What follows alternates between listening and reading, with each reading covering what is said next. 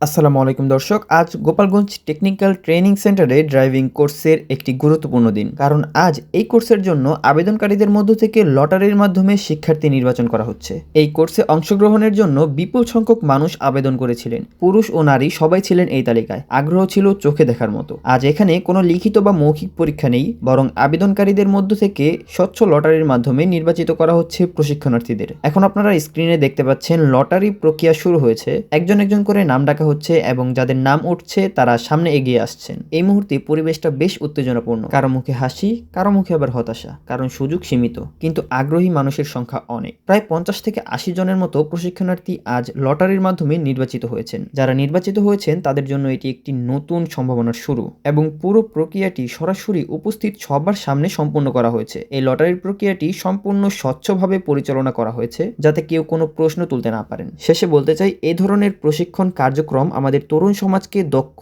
ও স্বাবলম্বী করে তুলতে গুরুত্বপূর্ণ ভূমিকা রাখে। ভিডিওটি ভালো লাগলে অবশ্যই শেয়ার করুন এবং ভবিষ্যতে আপডেট পেতে আমাদের সাথেই থাকুন। ধন্যবাদ।